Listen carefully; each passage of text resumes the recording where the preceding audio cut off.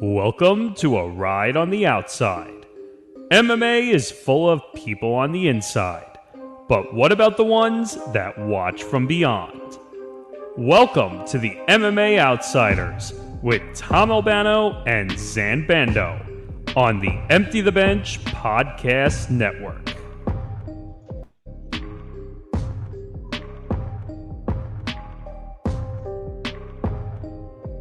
It's episode 33 of the MMA Outsiders. Zain, as you mentioned before I started recording, UFC 33 was cursed. UFC 233 was cursed. This episode, behind the scenes, somewhat cursed.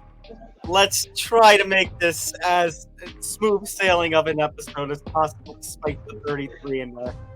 I think we can do it. I have full confidence in us that we've done 32. We can make it through 33. It's going to be great. It's a little bit of a lighter show, but a heavier show. It's in many respects. Tom, I'm happy to be with you again. And this week, it feels like we just came off of a banner weekend, and there's still so much to talk about. But before we get into that, make sure to like and subscribe. Make sure to follow the MMA Outsiders all across social media at MMA Outsiders ETV. I'm Zain Bando. You can find my work at bjpenn.com. I'm a staff writer over there.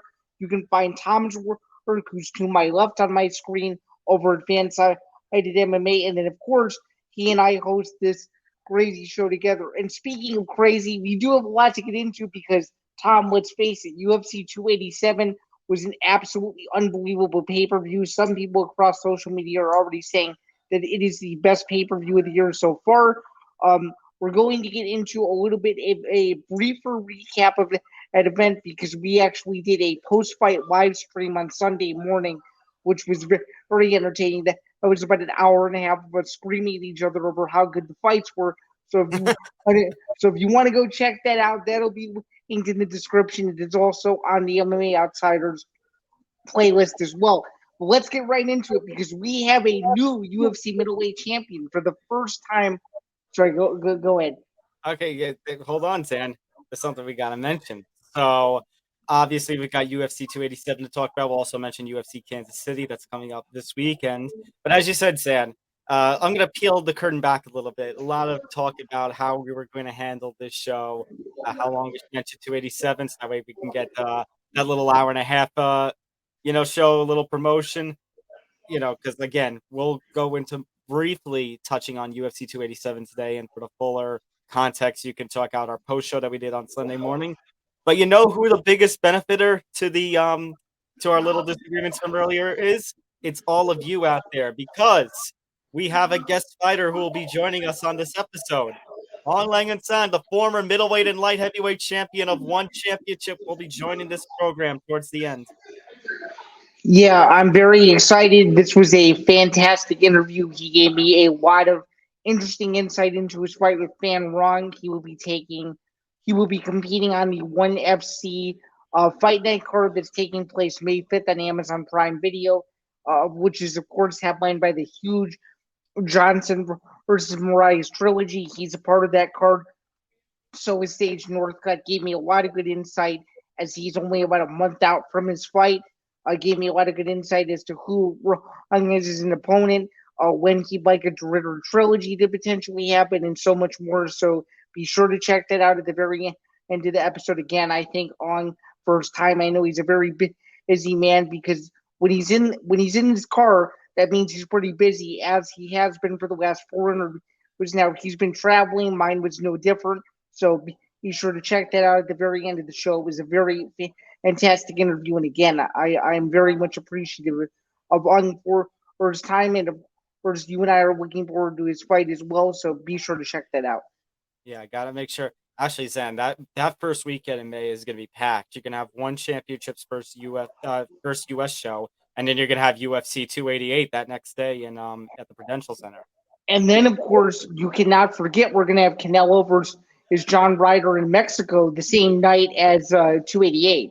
Yeah, that's gonna be quite the busy Cinco de Mayo weekend. But that Cinco de Mayo weekend, that's a month away. Zain, as you mentioned, we have a new UFC middleweight champion for the second time in about a 5-month span or so. Israel Adesanya has regained the championship. And to quote what I've been saying on social media and on all these platforms all the last few days, Israel Adesanya has finally beaten his boogeyman. He has finally knocked out Alex Pereira, and he is now a two-time middleweight champion. He has once again taken his place atop of the UFC's 185-pound division, and he did it in pretty spectacular fashion. Yeah, very spectacular fashion. Caught for with a nasty right hand at the temple that put his lights out. Very reminiscent, not really, but in some respects, very reminiscent of the knockout that we saw about 13 or so years ago when Dan Henderson knocked out Michael Bisping. It felt very similar to that knockout. I actually, speaking of how great this win was, I wrote a column. It is not out yet. It was for a graduate school assignment, and my headline was Israel Adesanya moves one step closer to achieving his goal of being in the UFC Hall of Fame. And I really do think that performance showed it. He also made a lot of history that I don't think people realize. Tom, that was his 10th title fight, number one. Number two, he's the first fighter, and I could not believe this as I was going through my data research. He's the first fighter in middleweight history to lose the belt and then in his very next fight win the belt back. Think about how long the middleweight division's been around. Think about how many times the belt has changed hands. Think about how long Anderson Silva held the belt. And to now see a fighter lose the belt and then win it back in the same division for the first time in divisional history, becoming the sixth fighter in UFC history to ever do that, it's pretty darn impressive. And I think it shows, as I've alluded to across social media and on this very show, he is just simply on a different level. Yeah, absolutely on a different level. And what's funny is it looked like that he might have been in trouble. So we were talking, and I made mention of this on the post-fight stream the other day, Zan. You were kind of right in this regard in that basically the fight kind of played out, at least the fight for what it lasted, because it only lasted 2 rounds. That first round, though, played out almost eerily similar to that the first MMA fight, the third fight overall, the one that took place in November. In that it was very slow. You saw Adesanya basically keeping his distance, trying to use his range, trying to ensure that Pereira stayed out of range, so that way he could stay away from the power of Pereira. And then Pereira kind of digged in during that second round, had Adesanya's back up against the cage, and Adesanya had his guard up, but it looked like Adesanya could have been in trouble. Looked like maybe if a certain referee had been in there, that maybe that fight could have been stopped. But I see the dig. I see the dig you took there. Okay. Hey, you're not wrong. You're not wrong. Let me just put it to you straight. You're absolutely 100% right. But Adesanya was given the little extra chance at enough time, and then 1-2, boom, over the top right. And Pereira, I mean, we saw Pereira. I know Adesanya got stretchered out of the kickboxing ring in that second kickboxing fight they had. I think the knockout that Adesanya had in this fight was a lot more brutal than the one that got Adesanya stretchered out in the kickboxing fight.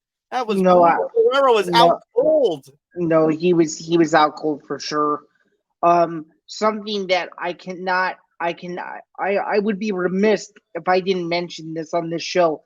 But Tom, I really hope that if you've been on social media the last few days, I have to know your opinion on the brilliant bow and arrow edit that was created of this knockout that makes it look like Adesanya is putting a bow to Pereira's heart as he's on the ground. It has to be the craziest MMA that I've ever seen, which makes the knockout even cooler. Well, that's the thing. It's like I think I saw the edit you're referring to, and the edit you're referring to basically talking about Adesanya finally slaying his demon, and that's the whole running thing of this. Pereira, I mean, think about it. The first time Pereira won a close decision. The second time, Adesanya was winning the fight and then got brutally knocked out. The third time, the first MMA fight, Adesanya was winning the fight and Pereira brutally knocked him out at the end. And now it finally takes the fourth time for Adesanya to do it.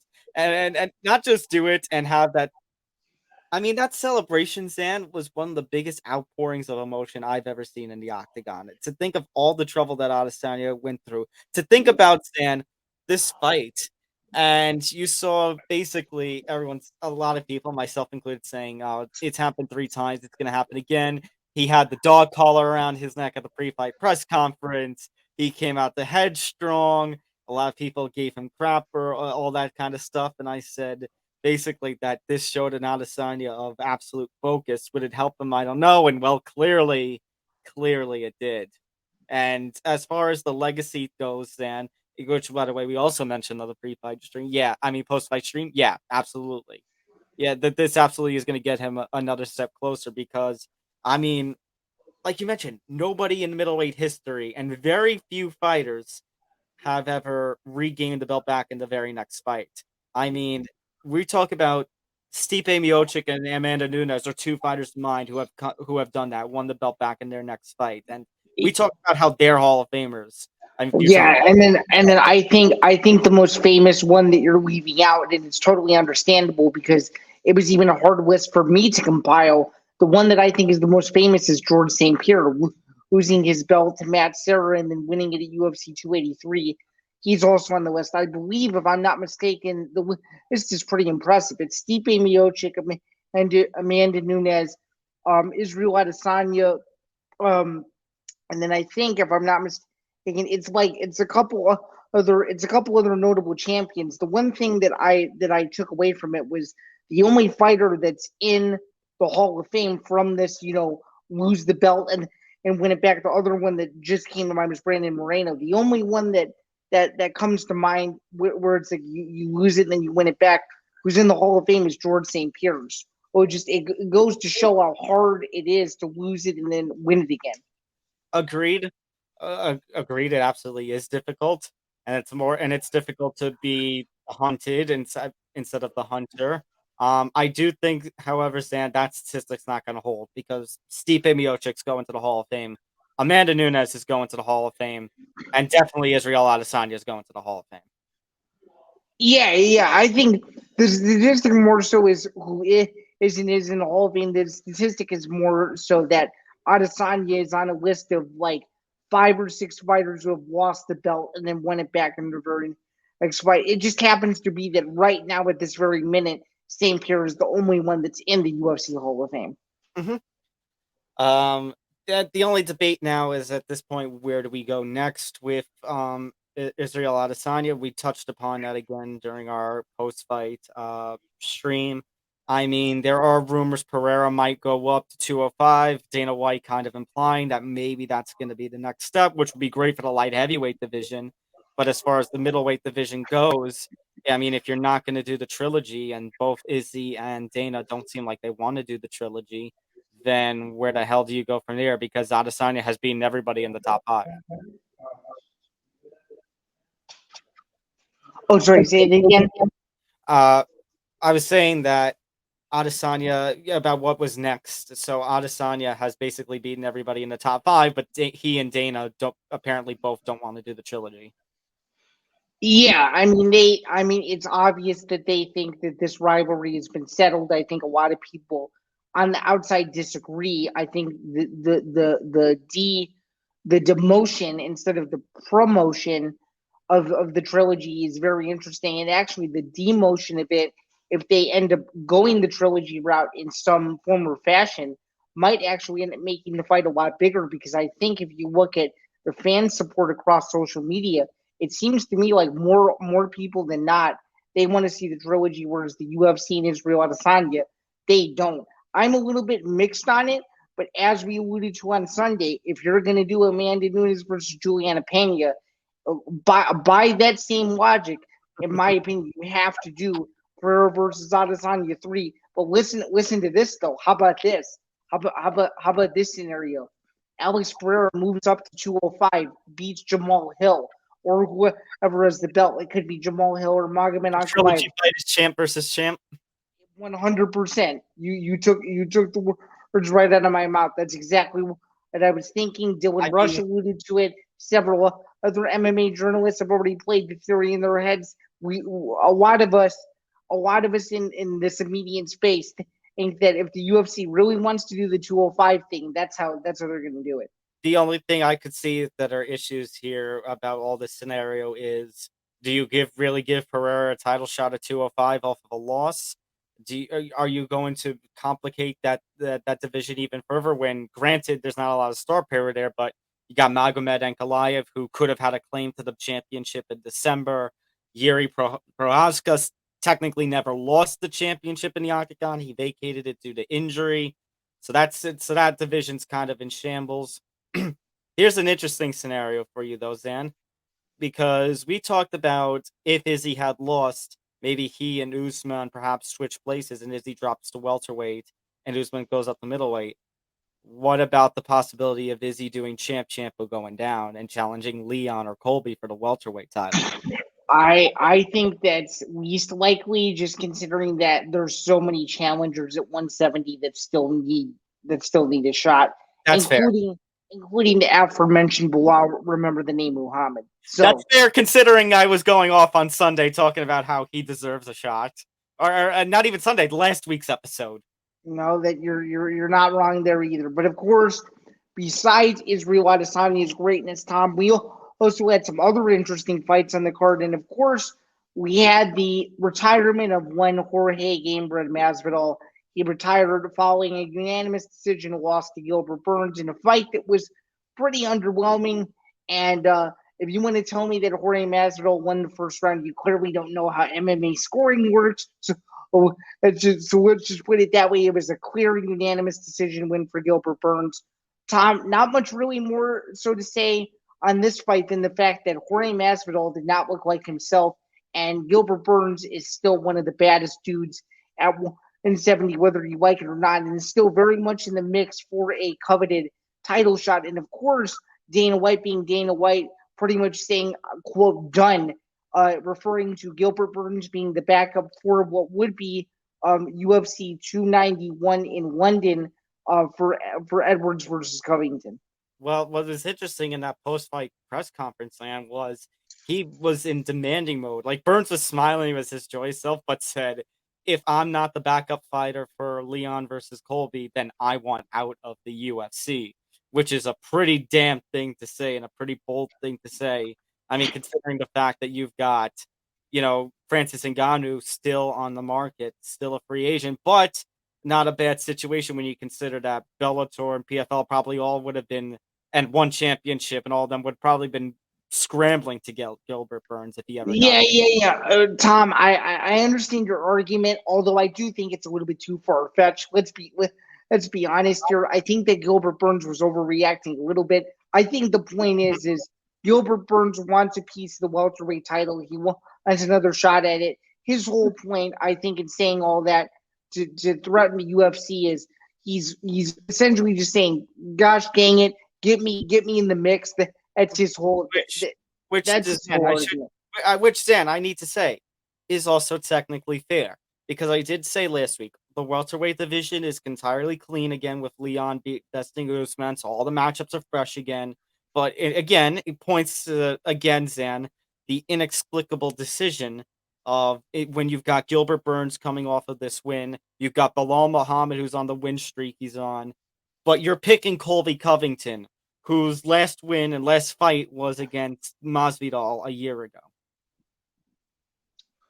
Yeah, I mean, the UFC is going to UFC. There's not really much you can say. I mean, now it makes sense, because now they can build the whole UK versus USA narrative and build the fight around that. I honestly think the only reason, and we mentioned this last week and the week before, this is all monetization thing. They want to build the biggest money welterweight fight they can, and this is what they've come up with, because I think they're worried that Bilal Muhammad, and this is no disrespect to Bilal Muhammad, he's a great fighter in his own right. There's no doubt he deserves a crack at the welterweight title at some point in the next year.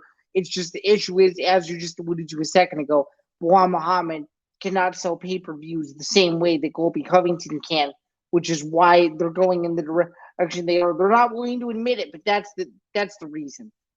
And you're 100% right. And by the way, just to add a little context, again, for those who missed the post-fight stream and post-fight press conference in general from Dana White, He basically alluded that the UFC is going to return to London in July. Right now, it is scheduled for a fight night, but Dana admitted he wants to make it a pay-per-view. And Damon Martin from MMA Fighting also reporting that basically what the hope is that International Fight Week UFC 290 July 8th, and then 3 weeks later, like kind of similar to what they did with 2 weeks in March, 3 weeks later, the UFC would return to London for 291. And I said on the post-fight stream, highly suspect, and as Zan kind of alluded to, it would probably be Leon Edwards versus Colby Covington there. Leon in his home country again. July, of course, having the month of the 4th of July in that month. You got Colby Covington, big Mr. USA, a UK versus USA matchup with Colby's heelness. You're right, Zan. They're trying to draw money. Well, yeah, and also one part that you left out of Damon Martin's report, no big deal. Interesting to note, though, the targeted date for what would be UFC 291 is July 29th. 2029, yes. Yep. But as far as Masvidal goes, I mean, he didn't look great. It didn't look like he had the ability to pull the trigger for some reason. He just never really got into the next gear. But that doesn't take away from the fact that, I mean, it's perfect timing for him to retire, but I think it's just, it's time, but it doesn't take away from the fact that 20 years in this sport, 52 fights, and Zan, he is probably one of the best literal rags to riches stories in this sport. Oh, for sure. I mean, the guy started in the internet street fight age, and look at where he is now. And he just traded wins and losses in the UFC. Didn't know how his career was going to go. Then he had that incredible 2019, and his legacy has been built ever since. Nonetheless, not a pretty record to go out with, but hey, he's one of the best welterweights to ever do it. He wore his heart on his sleeve, and I truly wish him the best of luck in retirement wholeheartedly. And I don't think he should be knocked down for the performance that he had. He did the best he possibly could. It just was the hand that he was dealt, and he did the best he possibly could. And for sure, we wish him the best in retirement. Huge win for Gilbert Burns, though, no question about it. Absolutely, and we kind of joked over the last several weeks about Masvidal versus McGregor, or the performance Masvidal had, though, kind of killed any, like, it was already dead, but it really further killed any hope or momentum I would have to see that fight. But granted, Masvidal's not going to be hurting, and his post-fight career is kind of set up too, Zan. I mean, you were at Game Bread Boxing 4. That guy's going to be tremendous as a boxing promoter with these Game Bread Boxing cards. Yeah, and I'll probably end up being a regular at most of them, so it works out. It works out that way too. By the way, Dana White did mention that he was very impressed with the production and being there live to see what it looked like on TV and in person. He was not wrong at all. So, sure. All right, just going to quickly go through the rest of the main card fights. Rob Font knocked out Adrian Yanez. I think Font, this was an excellent performance. A needed bounce back, his first fight in about a year. And he shows that he can still, he's still capable of being in that bantamweight title scene. Alas, of course, we got to figure out what's next for that bantamweight scene with Aljamain Sterling and Henry Cejudo next month. And, of course, Zan, we've talked about before, if Cejudo wins that fight, that's probably going to mean Merab Dvalishvili will get a title shot after that. So Font is still in the mix. Yanez, I mean, this is just, Yanez is a young guy, was facing some competition. He was in some, good prospect competition, but Rob Font is another level. So this is just Adrian Yanez, hopefully a small blip on the radar. He's just got to go back to the drawing board and improve on himself. And by the way, Tony Kelly, probably an awful look on social media by trying to drag Adrian Yanez down. Yeah, I mean, there's not much more you can say about that whole thing than exactly that. Very, very classless on the part of Tony Kelly. But hopefully with Adrian Yanez, like you said, hopefully a little blip on the radar. I'm sure Zen, he's not going to take a huge dip with the rankings. And no. I think he's still going to be top 10 ranked at some point within the next year or two. Yeah, for sure. Yeah, I don't see I don't see him going backwards. I see him only improving from here on out. And hopefully his stock didn't drop considering that Font is one of the best in the world. So there you go. Two guys who definitely needed a win, Kevin Holland, Santiago Ponzinibbio. I mean, this was a clear Kevin Holland fight, and this was the fight he kind of needed. No kidding. And Santiago Ponzinibbio has been around a long time, and Holland made him look like he only had 4 fights in the UFC. And, this is a fight that should hopefully get Kevin Holland's confidence back on track. Still needs to work on his wrestling as much as he likes to fight over people on Twitter about that. It's still true. This fight didn't really need the ground, but I do think this was a nice bounce back win, and hopefully Kevin Holland can really go into not a real camp, but go into a camp where he's laser focused and can master all the tools to still make another run, this time at 185. So, and then he can be the loudmouth all he wants. True. Raul Rosas Jr., I mean, not a good looking performance against Christian Rodriguez. Looked good in the first round, and then once he was faced with some adversity at the start of the second, things just kind of slipped away from him. Yeah, I mean, all this really is a learning experience for Raul Rosas Jr., only 18 years old. I know we had a huge debate about this on the post-fight stream on Sunday about is the UFC pushing him too fast. Hey, look, the UFC is doing what they're doing. You even alluded to it too. Dana White has alluded to it several times. They are really screwing over what could be a mega market in Mexico. As I'm gonna say the same thing I said the other day, because I'm gonna stand behind it until he shows me otherwise. They know what they're doing with Rosas Jr. Christian Rodriguez was a solid prospect himself. I just think the lack of experience for Rosas Jr. kind of hurt him a little bit. Has a lot to work on with his takedown defense and his gas tank. Well, once he fixes those two things, I think he'll be just fine. And I think the sky's the limit for him still. Has the personality, the charisma, the exciting style, everything. It's just that Rodriguez a little bit more experienced, a little bit more polished, and that's who he simply ran into, and I think he'll be okay. Which, again, maybe I'm just a little more skeptical because we've seen cases where the UFC tries to get a rocket behind somebody and it doesn't really work out with them. But you're right that Raul Rosas Jr. is only 18 years old, so definitely needs more time. But I stand by my point, and I'm glad you agreed with it, and even Dana has admitted to it. A case like this is just showing how bad the UFC is screwing up its Mexico market. That with 3 Mexican champions right now, a prospect like this, you're not going to have a card in Mexico. And hell, you may not even have 3 champions soon enough if Volkanovski beats Yair Rodriguez in their undisputed title fight in July. Yeah, this Mexico plan could be burning in flames before you could even say blink at this point in time. Nonetheless, though, that's what opened the main card.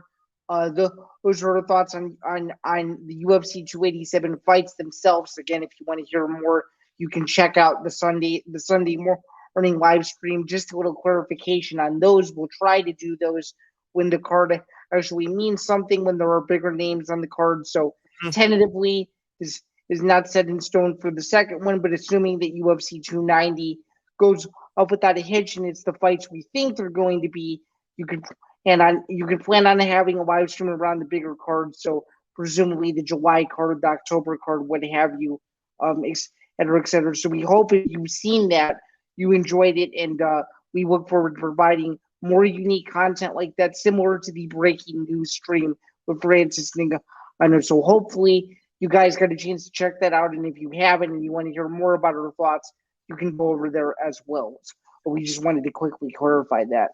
Yeah, for sure. Good to clarify on there. As far as the rest of the card, I mean, Curtis versus Gastelum was a fight of the night. Overall, Zanford grade, I'd say either around A- or B+.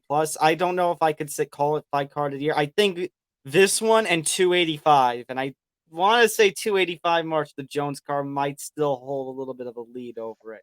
It's a neck and neck between those two so far. Yeah, I would still put UFC 285 at number 1. I would put this card at number 2.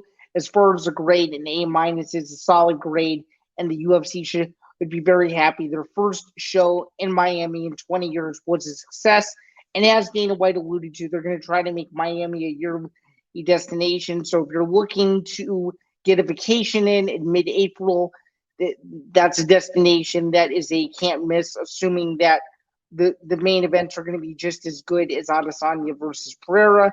So there's that. UFC 287 is now officially in the books, and for the most part, I thought it was a very solid show and one that I enjoyed without a doubt.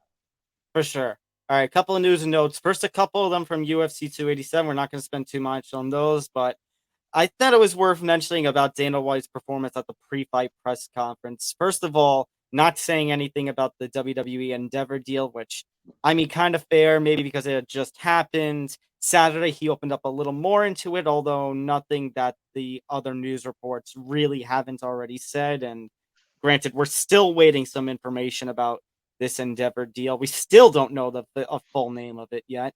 But the other thing was Masvidal and Kevin Holland got into a little beef, a little scramble at the fighter hotel during the fight week. A journalist asked about it, and basically Dana was not too happy. No, he wasn't. And, you can correct me if I'm wrong, but I think the first person to ask him was Oscar Willis of the Mac Life, and he got totally shut down for that. He got shut down. Somebody else got shut down. The Schmo even got shut down when he was asked about who would you want to give up the chair first. And his question was funny, but did you see? This is the part we didn't talk about on Sunday. Did you see in the comments section that someone should have asked the same question in Spanish to confuse the shit out of Dana? I thought that was absolutely classic. Oh my god! But Dana did seem a little more uptight, and I get it. That those two weren't fighting; it wasn't their fight, and it was Masvidal's last fight because of course he lost. But still, and I think, it's like you're the UFC. You don't think someone's gonna ask you about that?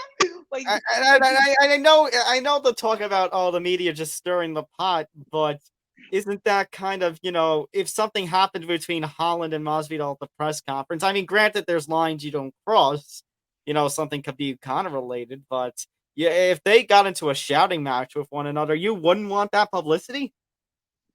Yeah, I don't know. The UFC is weird like that. My point was just that Dana was a little more uptight than normal. No, he was even more uptight when he said, "I will effing attack you if you do that," which was very interesting. But you know how Dana can be moody sometimes when it comes to the MMA media. Yeah, which I was going to mention because he attacked the Schmo. I'm like, weren't he and the Schmo boys a couple of years ago? Yeah, and they still are. He still gets interviews with him all the time. I don't know if Dana was half kidding or what, but that was hilarious. It made Dana look like an angry grandpa, as some people were alluding to in the comments. I'm telling you what. It is a absolutely hilarious activity to just go through the comment section of the most random UFC video. You will find some of the funniest things you have ever read. It's hilarious. We talked about this on the post-fight stream on Sunday about Sam Hughes, who won the opening prelim bout, but admitted basically at the press conference that her boyfriend bet $1,000 on her to win. Of course, that would go against the UFC's gambling policy that was put in place around the time of the whole James Krause situation. As of the night of Tuesday, the 11th, and probably since it's already night by the time this airs, there is no update on the Sam Hughes situation. Zan, I don't want to see anything bad happen to Sam, but if we're going on the seriousness of this, I mean, this is damned if you do, damned if you don't. Damned if you do, because you may have to fire Sam Hughes for this if you're going to go on your word. And Sam Hughes, after that performance and the kind of personality she has, kind of sucks that you have to fire her. But if you don't, then the gambling policy that you just put in is kind of already it's starting to be screwed around. So I'm going to counter that and say, what do you think of that question not being brought up by a single media member when Dana White is made available to everyone. This is one of those situations where I'm going to criticize the media because that was a big talking point on Saturday, and nobody's going to bring that up. Yeah, I think my opinion, and I could be very wrong, but my opinion, I think is the fear of losing your credential. Even though we always talk about as journalists, we have to hold every single person we speak to accountable. But knowing the UFC, they're like a little mini PR machine when it comes to that. And I'm not discrediting any of the MMA media that does outstanding work. There are plenty of MMA media that does outstanding work. Sorry, Zain, but this is just the problem of a body like the UFC being bigger than just about everybody else in the MMA media and in the MMA sphere. Well said. But so yeah, that's the problem. So you're right about the fear of losing credentials, but I mean, this is a situation that should be talked about. And again, if this, it's damned if you do, damned if you don't. Either Sam gets fired, or all of a sudden now we can rightfully criticize the gambling policy that the UFC put in. Because again, you don't want to relive this. The whole James Krause situation was such a black eye on the sport. Well, I think the reason why you're not hearing more about it is because I don't think there's enough social media uproar about it. That's my theory. I could be wrong about that. But if more people keep speaking up, then maybe the UFC will do something on it. Maybe they won't. At this point, though, as you alluded to, the night of April 11, 2023, and into the morning hours of April 12, 2023, we've heard nothing about it, which presumably means we probably won't unless something really bad happens that triggers this whole incident again. I don't know what that would be, but you never know. So for sure. PFL also had a card over the weekend. Larissa Pacheco, I easily beat Julia, but Julia, I don't know, she was slow to start. Her takedowns didn't really work. The things that she was landing on the ground didn't really match what Larissa was throwing, which is not a good fight for Julia, but not a good fight in general. No, not a good fight in general. And one small comment, I think it just goes to show how kind of poor the first 2 weeks of PFL have been, and it's really unfortunate just considering that Pacheco, the one that dethroned Kayla Harris, and the one that the whole promotion was behind, and now it's just like the PFL has gone back into its normal self of just not being as innovative as we would have hoped. So yes, sorry, real hot take. We talked about the term fumbling the bag a lot early in this the first third of this year of mixed martial arts. The PFL entered this year with an opportunity to become the number 2 MMA promotion in the world, and it has been one of the biggest fumblers of this year in mixed martial arts so far. Yeah, you want to talk about a fumble and a flop. This is everything and everything that a flop could look for, and this is exactly what we're getting 2 weeks into the season. So there you go. Some other news to mention. Here's one that's worth mentioning, and why we were kind of alluding to about Sunday and being a little scared. So at the post-fight press conference, and we didn't actually touch upon it too much on Sunday about this headline specifically, but there were reports that were coming out before. But at the press conference, Dana was asked about what's going on with Jon Jones, and basically he said Jones won his fight in March and then basically disappeared. So, which confirmed some reports that Helwani and others were having that potentially Jones Stipe for UFC 290 International Fight Week could be in jeopardy. I personally, I don't think there's too much to read into it because Dana, in that same statement, also said that Jones wants the Stipe fight. So until the fight is officially off for UFC 290, I don't think I would read into it all much. Although it was a fair question and something that people should know, just considering we are about 2 months out from the event. So there you go. That's really all we can really say, given the information that we have. But it's clear, according to Dana, that Jones wants the Stipe fight. It's just a matter of when it'll be. All right, fair. But I think my point from Sunday still stands that with a Hall of Fame class that you've got, I love Alex versus Volk. I want to see it. I'm highly excited for that. that cannot be the 290 main event. It needs to be Jones versus Stipe. You need one of the GOATs of this sport versus one of the GOATs or the GOAT of the heavyweight weight class. You need that fight to headline. And again, you with the exception of Conor versus Poirier 3, I mean, the last few years of International Fight Week, and I don't think 21 was even an official International Fight Week. I think that was in September. No. Listen, the McGregor Poirier event that I went to, unfortunately, was not even an official IFW. You're right.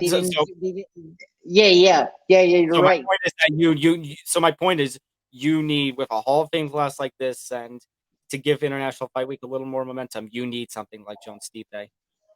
Agreed. We'll be covering UFC 290 all the way up until the week of the fight, so we'll keep you posted on when a main event is announced, who it'll be, and I know you know this, but it'll be Yair Rodriguez versus Volk for the title and that card, instead of Volk, since of course Volk just fought Islam. So there you go. For sure. Did you see this little footage of Chuck Liddell and Tito Ortiz at the Israel Adesanya's after party? Of course, and I was the one that brought it to your attention. Me being an OG fan of the sport as much as you, I never thought I would see the day that Chuck Liddell and Tito would be partying together. But Tom, the thing that took my breath away was, wow, Chuck Liddell has gained some serious weight. Yeah, he's got. He's not fighting anymore. So I guess he, it's like at this point, live and let live. True, you just never would have thought that Chuck and Tito would be in the same room. It looked like Chuck still looked at him with a little bit of like, why the hell is this guy next to me kind of vibes. But hey, I gotta ask, what do you think of Chuck Liddell helping Pereira out and then ending up at Israel Adesanya's after party, though? Loyalty means nothing in mixed martial arts, and it's just a word. Apparently, and that just shows the 1,000th example in the last 10 years as to why your point stands. So there you go. Do you think, since Tito was at the after party, do you think he was in the crowd in Miami? Do you think he shook hands with Trump? I wouldn't doubt it, considering who else was at the event. In terms of celebrities, I would not doubt it. Did you hear that? Apparently, former President Trump, Kid Rock, Mike Tyson, Dana all walked out together, and when they all walked out together, conveniently, the DJ had just turned on Kid Rock's old song "American Badass." It's just funny to me. Yeah, and apparently that was not planned. It wasn't, which makes it even funnier. And as I alluded to on Sunday, the best caption that I saw of the picture of those guys was insane one rotation from Ben the Bane Davis, which today. Which at the time of this recording is still going massively viral with over 1,100 retweets. Absurd, absolutely absurd. God bless. You want to talk about you want to talk about MMA Twitter legends? He has to be top 5. He does, absolutely. All right, Zain. Before we get to your interview with Aung La NSang, we've got some fights we got to talk about this weekend. We got Kansas City. UFC's return to Kansas City. Yes, it's a fight night on in the Apex. Thank God. Yeah, and my heart still hurts because I won't be there, but I'm still excited to see the fights. Considering it is the only Midwest UFC event that's on the books, I'm still hoping for more Midwest shows, not holding my breath. So unfortunately, newsflash, yours truly will not be in Kansas City this weekend. I wish I was going. Nonetheless, a banger main event. Max Holloway versus Arnold. Yeah, I want a lot on the line. What do you like in this fight on Saturday, Tom? Zain, if you know me, you know how much I love Max Holloway. Absolutely. And I have considered Max Holloway. I think I've used him and Whitaker for this example, Zain. You know the term from baseball, quadruple A player? Like, they're too successful to be in triple A, but they're not. Every single time those two fight, we always talk about the same analogy. They get there, they're so close, but they can never win the big one every single time. Well, or in their case, they used to have the big one, but there's been somebody in their way. In Whitaker's case, Adesanya. In Holloway's case, Volkanovski. Absolutely. So, my question is, I have a couple of questions about this, San. Number one. Okay. So I took this actually from Craig Allen, the Allen brothers from Fight Night Picks. This is actually going to be the 4th time that Max Holloway fights a southpaw, and he's 0-3 against southpaws. You know what those other 3 fights, Sam? Conor McGregor has to be one, right? Yes, and the other one is actually the same fighter twice. Okay, let me think about this for a second. Hang on. Let's see. Conor McGregor is one. It would have to be one of Holloway's earlier losses, but now I can't think of who it is. Is it Volk? Nope. Who else has Holloway faced twice? Now you're making me think. Hang on. Brian Ortega. Nope. Well, no, that doesn't make sense because he beat him. Zan. Hold on, let me see if you can see the shirt. Oh, Dustin Poirier. Oh, Dustin Poirier is a southpaw. Yeah. So both fights against Poirier. So my question is, one, is that going to play a role? The fact that he's facing a southpaw and Arnold Allen. 2, I mean, he's coming off again the losses to Volkanovski, and even when he faced when Holloway faced Yair Rodriguez, he didn't look all too great. He didn't. You're right. But number 3 is also, is this too much too soon for Arnold Allen? So those are like the 3 questions I'm left with at this point. Okay, I'm not going to answer them in any particular order, but I will say this. Biggest fight of Arnold Allen's career. I think the pressure of fighting in a fight night main event on regular ESPN Win Eater, I think is going to be too much for him. And I think Holloway wins a 5-round decision and outboxes him. What do you think? Yeah, that's going to be my prediction. Is hopefully this is the fight. I say hopefully as a Holloway supporter, but this is the fight that gets Holloway back into things he looks like. Kind of like we talked about Gaslam looking like the old Gaslam this past weekend. Holloway looks like the Holloway of normal this weekend. Wins a 5-round decision, outboxes Arnold Allen completely. Because I think I will answer my own question about the southpaw one. Here's what I think. I think when he fought Poirier the first time, Holloway was like 21 years old. Like we talked about Roses, young, still needed to learn more with the game. Same thing with the Conor McGregor fight, because we talked about how that Conor McGregor loss kind of sparked the winning streak. And then the third fight, Zan, he fought Poirier a lightweight, which we have figured out with that fight, plus his unsuccessful attempt to fight Khabib the year prior. Holloway does not have the body for lightweight. No, absolutely. So I'm saying you can take those 3 losses and you can kind of find reasons for them. Right, exactly. Even though the second Poirier fight was an absolute war, that was a very close judge's decision in a fight that probably Holloway wishes that he would have had back. Sorry, Sam, but my expectation is that basically the fact Arnold Allen is a southpaw, maybe a little trouble, but I don't think it's going to be too much trouble for him. No, I don't know. I don't think so either. I see Holloway coming out with a win and still remaining in the mix for sure. In a very star-studded division that you and I both said is one of the best divisions, not just in the UFC but in the entire sport. So, for sure. Co-main event: Edson Barboza taking on Billy Quarantino. Edson Barboza is coming off of 2 losses. 3 losses in his last 5. Quarantino is coming off of a win. He's been trading wins and losses as of late in the octagon.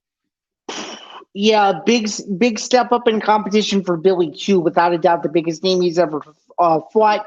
I think Barboza is in a must-win situation, and I think he gets it done before the 3rd round by TKO. What do you think? Edson Barboza. First of all, I agree with you, Edson Barboza, and he's absolutely in a must-win situation here. I'll agree with you on Barboza. I don't think he gets the finish, though. I think Billy Q is a little tough for that. I think this one sees the distance again. Okay, you think it has a chance to be fight of the night? Absolutely. Excellent. So we both agree on Burgos that there, in my opinion, no doubt, even if Quarantillo loses, his stock will not drop at all. Oh, he's one of the most exciting fighters on the entire roster. It should be a fantastic fight. I love it. Hulk. Ian Cutelaba taking on Tanner Boser. Zan Boser is moving down to light heavyweight for this fight. He's lost both of these guys have lost 3 of their last 5. Actually, no. Cutelaba's lost 4 of his last 5. Cutelaba's also lost his last 3. Zan, this smells of loser leaves town.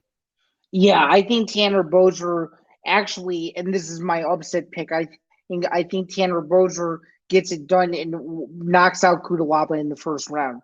Zan, we agree on an upset pick. I'm also going Tanner Boser by knockout. Mm-hmm. I think first And round. also, I think you could do a quick turnaround, have Boser win this fight, and then put him on the card in Canada. I think it makes a whole lot of sense to do an ESPN main event with Tanner Boser if he wins on Saturday. Have him the Nunes Pena card, have him be the headline prelim. Yes, absolutely. I kind of like the idea of that. Okay. And as I said before, I think this is loser leaves town. I think Cutelaba loses this one, and I'm unfortunately probably out of the UFC after this. No doubt. Hey, what can I say? I'm the official matchmaker of the MMA Outsiders and the unofficial matchmaker of the UFC. Hopefully, one day trying to steal Jon Obi's job, which would actually be a thrill if I ever did. Also opening up the main card for Kansas City, it's Clay Guida taking on Rafa Garcia. Zan, I see this as a case of Clay Guida doing anything for the promotion. He's one of the old reliables, and I think he's basically going to play victim to Rafa Garcia's rising star. Yeah, and as much as I've known Clay Guida personally for now like 14 years, which is pretty crazy on and off. I used to have a pretty good relationship with his manager too, so I just wanted to disclose that. So Clay Guida is very close to my heart, but this is a guy taking on another young up and comer, and you know how the UFC is. They always like to put their old guards in against guys who are still building their name. This is the biggest fight of his career in terms of Garcia. And fortunately, I could see Clay Guida lose this fight, and I could see him retire because of it. Gonna be an interesting weekend in the KC, Zan. For sure. Before we get to interview, there actually is one more fight. Of course, the PFL's got to have their 3rd regular season week this week.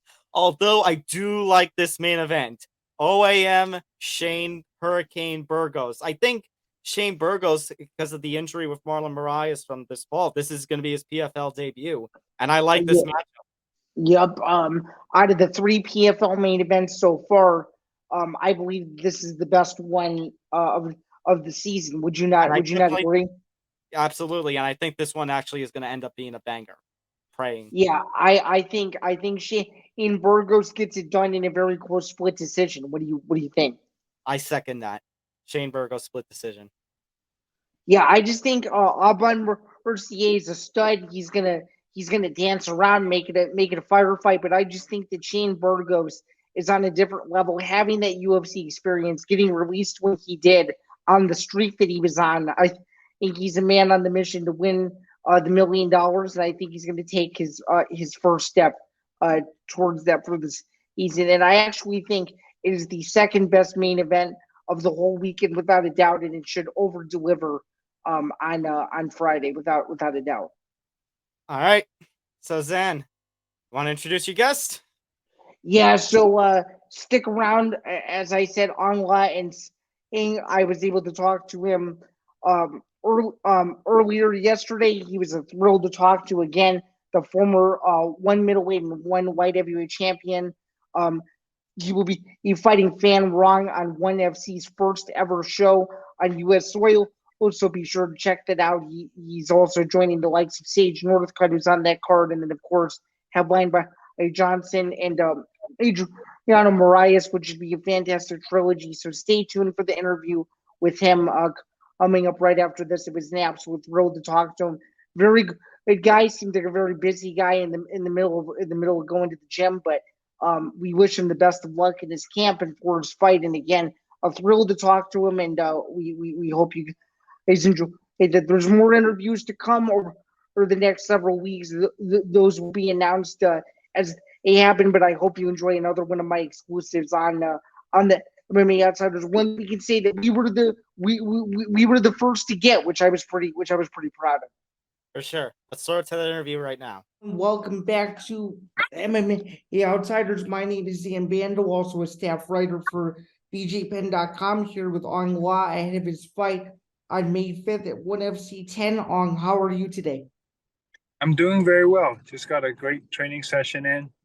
Hard, but, good. Everything is good. Absolutely, man. So that kind of leads into my first question. How has training camp gone for this fight on the 5th? And what are you most looking forward to about fighting on U.S. soil? I'm looking to put on a performance. Training camp was great. I'm healthy. I'm able to, unlike my last two previous camps, I'm very healthy and I'm ready to go, man. It's going to be a great camp, and I can't wait to put on a great performance. Oh, for sure, absolutely. I mean, your opponent, Van Rong, obviously a super well-rounded fighter. What impresses you most about his game? And without going too much into it, what is your game plan going into the fight, considering that he has a lot of finishes on his record and he likes to push the pace a little bit? What are you most looking forward to about competing against such a high-level competitor? He's well-rounded. His striking is decent. His grappling is good. And he's got a great record. But other than that, it's like it's going to be a fight, and I'm gonna impose my will and my game, and I don't see it going to the judges. I don't see this fight going to the judges at all. I visualize, and I know I'm going to get the finish. Okay, and do you have a method of victory or a round that you like to get the finish in, or do you just want to finish before the final bell? Anything he gives me, via KO, via submission, whatever's open for me, I'll take, and I'll push the pace till I get a finish. For sure. Do you see any major holes in his game, or do you think he's pretty much well-rounded everywhere? I know you mentioned that he has decent striking, but do you see any major holes that you're hoping to exploit come the night of the fight? I mean, I see some technical holes that I can game plan against, but he's pretty solid. He's pretty solid, well-rounded guy. But I know, of course, there are holes, in everybody's game, and I'm going to implement my game plan, and I'm going to push the pace, and I'm going to expose his weaknesses. For sure. And would you say that his biggest weakness is probably his ground game or his gas tank, or do you see a weakness that not a lot of people have noticed yet? I think he's pretty solid and well-rounded. I can't yet, baby. No, baby, we can't. Afterwards, okay?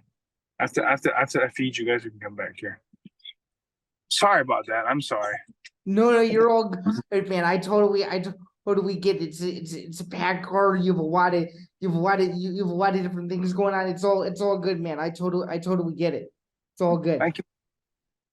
But going back to the question, I think he's very well-rounded, but you can't say his submission game is bad, even though his 2 losses and 1 championship is via submission, But the 2 guys that he fought are very good grapplers, so you can't say that. But I feel like this is a fight where it's going to be exciting because of the fact that he is pretty well rounded. The fight's going to go in all, and everywhere, on the feet, on the ground, and it's going to be an exciting one for the fans. For sure. I mean, obviously, coming to U.S. soil for the first time, one has put together a very explosive card that includes you on it, and also a familiar face. You're sharing the card with Reinier Ritter, who I know you have had some previous history with in the past. Is that a trilogy fight you'd like to pursue in the near future?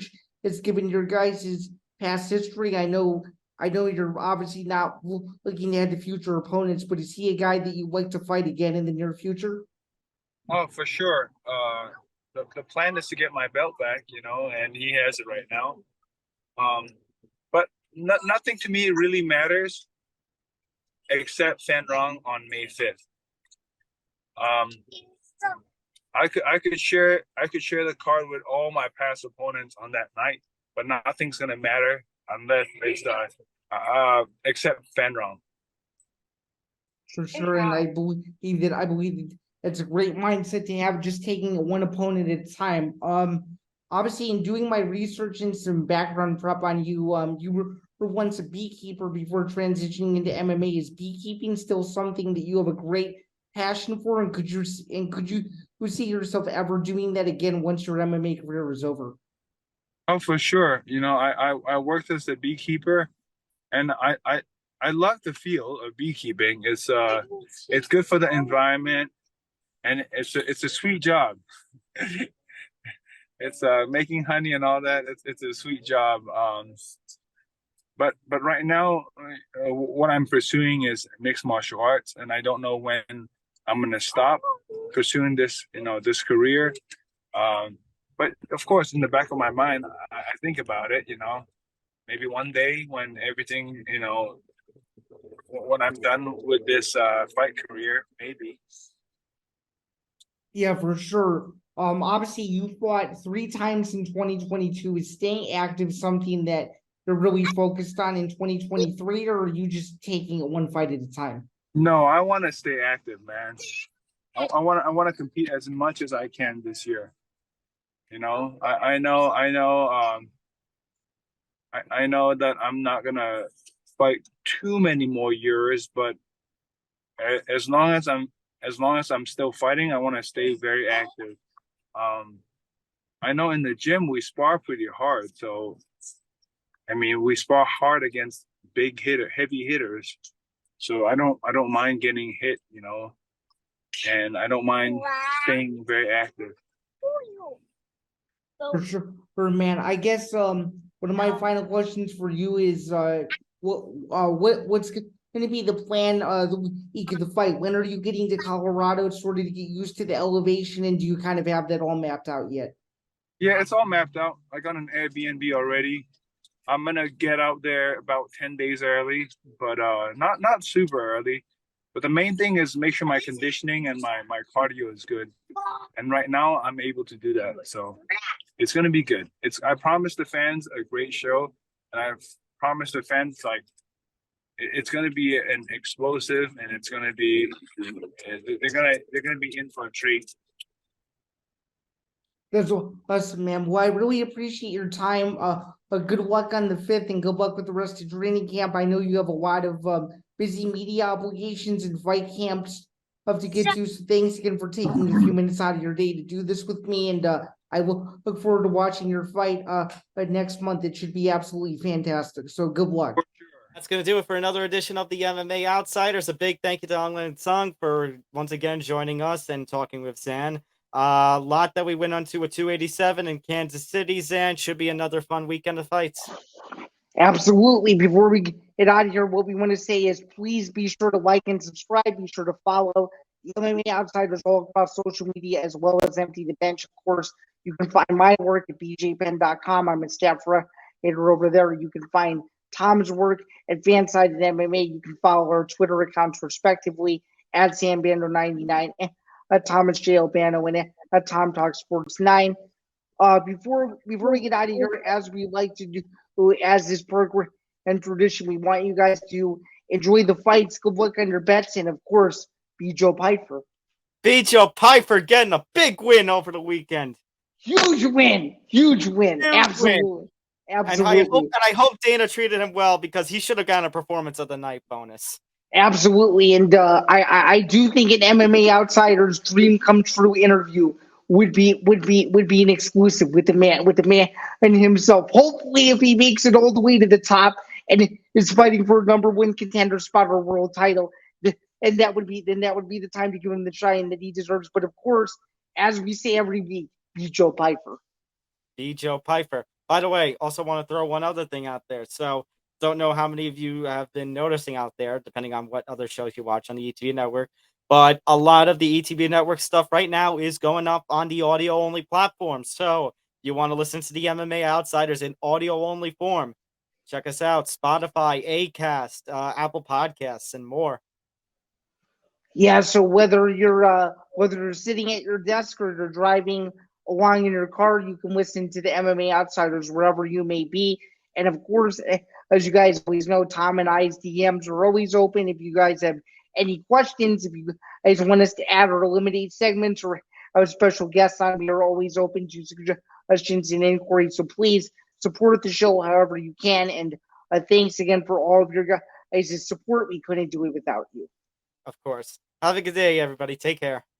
Take care and enjoy the fights. We'll see you next week. Same time, same place.